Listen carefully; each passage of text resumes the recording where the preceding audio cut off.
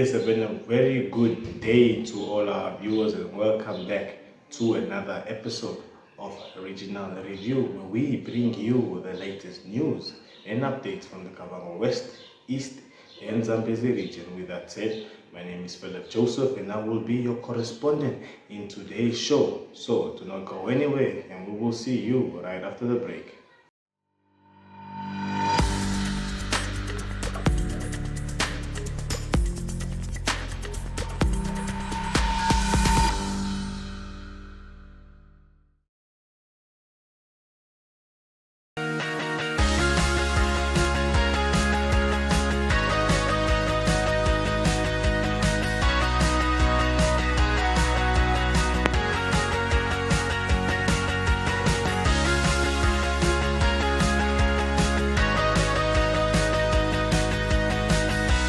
Celebrating the official opening of the 8th edition of the Rundu Trade Fair. Director of Ceremonies, ladies and gentlemen, I am informed that at this year's trade fair, we do not only have exhibitors from Kavango East region, nor do we only have them from the Rundu town.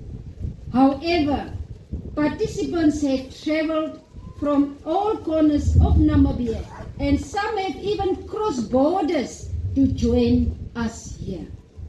I therefore appreciate your efforts to participate in this significant occasion of prospering exhibition and entrepreneurship. Director of Ceremonies. The theme of the 8th edition of the Rundu Trade Fair, Empowering Enterprises for Sustainable Growth, is both timely and visionary. It reflects Rundu Town's commitment to building a self-sustaining, inclusive and competitive economy in Namibia. This year's theme aligns with the 6th National Development Plan, NDP 6, which prioritizes industrialization, value addition, innovation, and entrepreneurship as pillars of our national transformation. It also reinforces Vision 2030, which aims to transform our country into a prosperous, industrialized and knowledge-based economy. Namibia is a member of several trade organizations, both in Africa and worldwide, such as the African Continental Free Trade Area, the Southern African Customs Union, SACU, the Southern African Development Community, SADC, and the World Trade Organization. These organizations work to increase trade within Africa and improve Africa's position in global trade by uniting African countries in negotiations. Hence, I applaud our international exhibitors who are here contributing to our shared vision of improving our lives. Indeed, Rundu Annual Trade Fair stands as a practical embodiment of these goals. It provides a vital platform for small, medium, and large enterprises to display their products, attract investment, and build networks that strengthen our local and national economies. It is here where creativity meets opportunity, where communities come together to shape their future. Ladies and gentlemen, Rundu Town is not only the commercial hub and capital of the Kavango East region, but also one of Namibia's fastest growing towns and gateway of commerce and cooperation.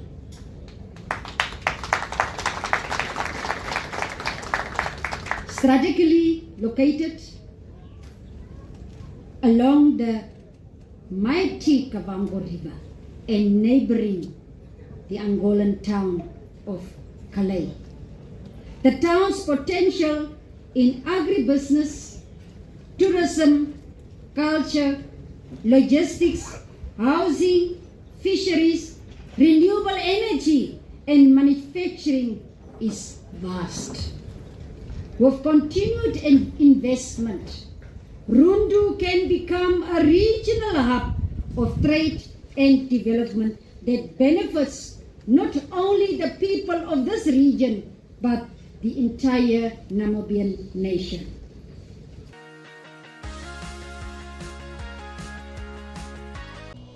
Life is unpredictable and one needs to be protected against any eventuality.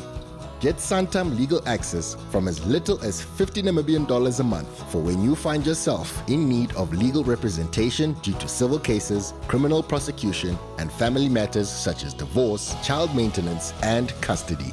It also covers labor disputes, disciplinary hearings, and unfair dismissal or retrenchment. With Santam Legal Access, you'll receive free legal advice on almost every legal aspect, whether the specific matter is covered by your policy or not. For true peace of mind and legal protection when you need it most, call us on 061 292 8000. Santam. This is freedom.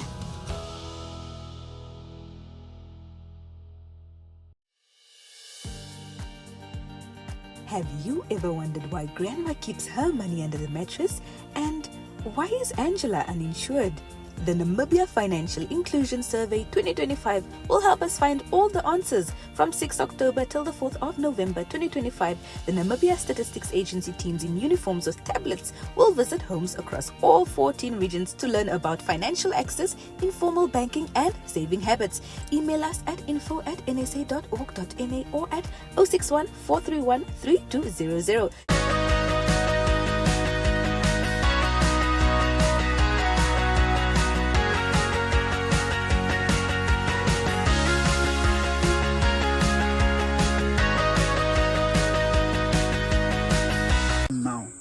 They are not going to be enough as well to accommodate all the learners. So Parliament is saying we need to build more classrooms. We need to debate and allocate more funding to the Ministry of Education for them to realize these matters that are impeding the progress of these schools for our learners to learn better. We also took the liberty to visit Ndiona Secondary School, where these learners are going to be taken from to the new project school. And we were in the classrooms and we noticed that it's simply untenable for teaching and learning to take place in that manner. We found very little space even for the teacher to even write on the chalkboard because there is no space. And we are encouraging as the Parliament that as soon as it's practically possible, especially considering the year is coming to an end by next year, that this school be occupied. And good enough, we also heard that the school has already a registered center, so that they are on their own, but physically they are still at Ndiona. So very good developments, but we must fast track them and increase the classrooms. And then we were at a junior primary school at Pikinini. Pikinini does not have any permanent structure. It was opened about 10 years ago in 2015, and so far the learners are being taught from corrugated iron sheet structures, temporary structures, which are in very bad condition. And we also have learned that the regional office, in cooperation with headquarters of the Ministry of Education, are in the process of handing over site to a contractor so that they can start building at least 2 or 3 classroom blocks. And that is what is required. And that is what Parliament or the committee of the National Assembly is encouraging, that as soon as possible we start building so that our children are under the roof, because where they are now, when the rain comes, there is no education that takes place there. So we have also visited Edward Mukoya Secondary School. We noticed that Edward Mukoya Secondary School was also a project school intended to decongest Difundu Secondary School, because Difundu Secondary School is supposed to accommodate 600 learners, but at the current moment they are accommodating more than 1,600 learners, and you can imagine how many learners are in the classrooms. More than 60, 70, 75 in one classroom. And that is why Edward Mukoya has been established in order for it to also decongest. The decongestion plan of the government through the Rundu Regional Office of Education is very commendable. What we need to do is just to mobilize more resources through Parliament so that the ministry can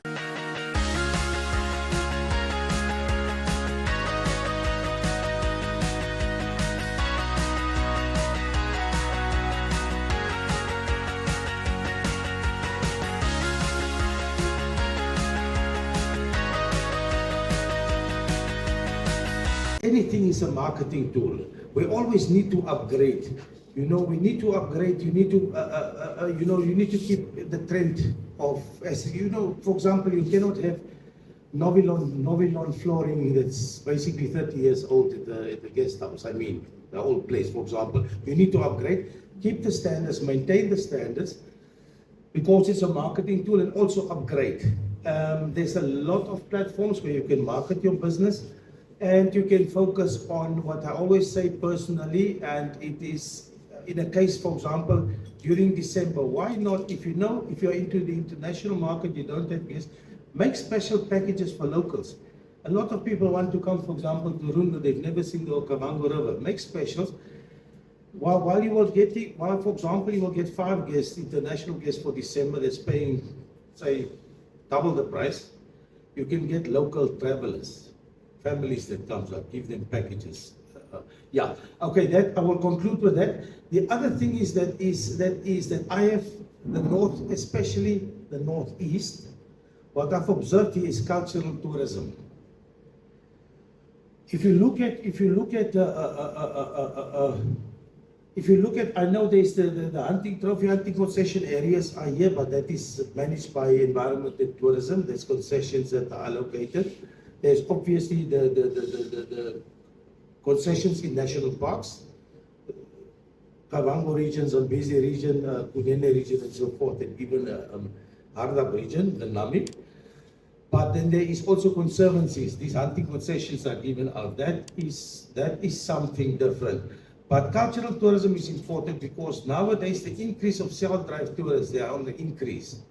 And they want to see, they are actually, when they come back a second time, they want to experience the culture. So if you look at the lodges down here, if you go down, I think we do have some lodge managers or owners here. If I cannot just jump into one of the lodges and say, I want to go on a boat cruise, you understand, you have to accommodate people, you have to stay over. That's what I was actually discussing it with my boss, and I said, but why within the regulations, the framework, why can't the Kavango River is just here? Why can't they be like a sundowner pontoon boat thing, like not a houseboat like Zambezi, but to take people, I come here now, I get on, I pay, and I go for sundowner cruise on the Kavango River, just to expand tourism, the activities in this region. It's a beautiful region. Houseboat, boat cruises, sundowner drives. Okay, sundowner drives, not necessarily drives, but on the boat. What about tiger fishing further on? Our locals would love to do it. So what we need is just local entrepreneurs to come up with something, and we need to get the support for them. to do a sundowner drive on a boat, for example, because I don't have now $1,000 to pay for a lodge. I'm staying at a campsite. I'm camping somewhere around here, but I would like to take my family on a boat cruise for the afternoon. So then it's available for local people specifically.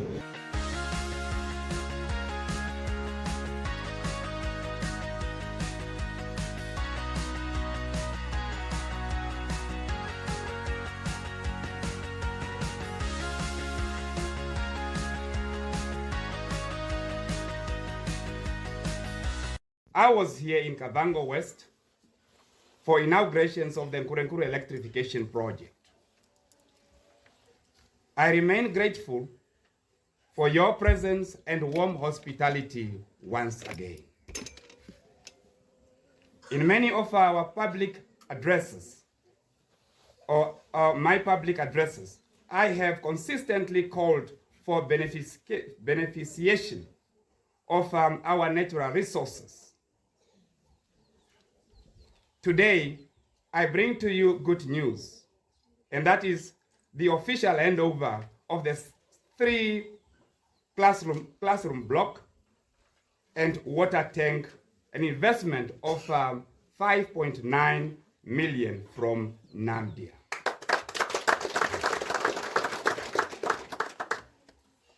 This is a tangible demonstrations of natural resources beneficiation in action, our diamond translating into direct community benefit. I commend Namibia, its foundation's board of directors and management for heeding my call for beneficiation of and for the aligning their corporate social investment with government priorities. Ladies and gentlemen, we are aware that our challenges are many. However, we remain focused and determined to work collectively to address those challenges. You will therefore see more of me and other government representatives bringing you good news of development and solutions. We are people-centered government dedicated to improve the lives of the grassroots citizens. Our national goals are clearly outlined in the Vision 2030 and the 6th National Development Plan, with education and human capital development being the key priorities. Education is central to Namibia's social and economic growth. The responsibility of ensuring that every Namibian or Namibian child has access to equitable, quality education cannot rest on one ministry only. Nor can it rest solely on government. In my role as a Deputy Prime Minister and the Minister of Industry, Mines and Energy, I am committed to continuously advocating for public enterprise under my ministry, as well as partners and investors, to make impactful investment to educational infrastructure. Rural areas in Namibia are severely affected by poor infrastructure development, which creates inequality in education. The classroom block and the water tanks we are handing over today are the first of many.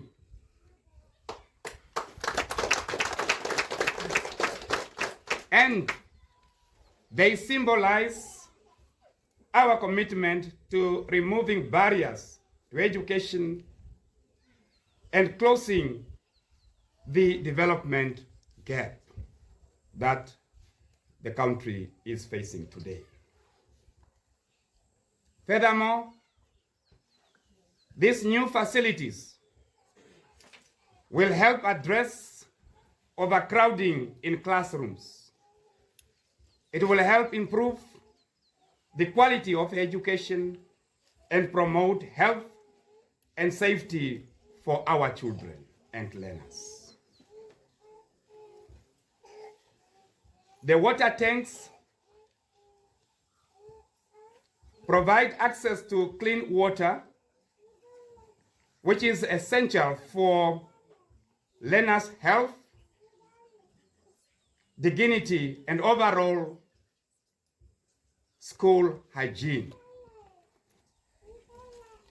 I am confident that this improved facility will reduce absenteeism and enhance teaching and learning outcomes. Maybe I should add here. Teaching and learning in many of our rural schools are taking place under the trees. Teaching and learning in many of our urban schools are taking place in the tents or under the tents. But today, here at Hamwe, we are saying that environment has received a solution. Thanks to the government. Dear learners and beneficiaries, this infrastructure has been provided for your benefit. It is now up to you to make the most of it. Study hard, study smart, because Namibia's future depends on you. To the teachers and school managements, teaching is the mother of all careers. Your resilience and hard work are deeply appreciated. Thank you for your service and dedication in shaping the next generation. Maybe you should also thank yourself for being so committed. To the parent and community members, these classrooms and water tanks belong to all of us because they serve our children and they also, to an extent, serve us. I urge you to help us safeguard and maintain these facilities as a shared assets. Director of Ceremony,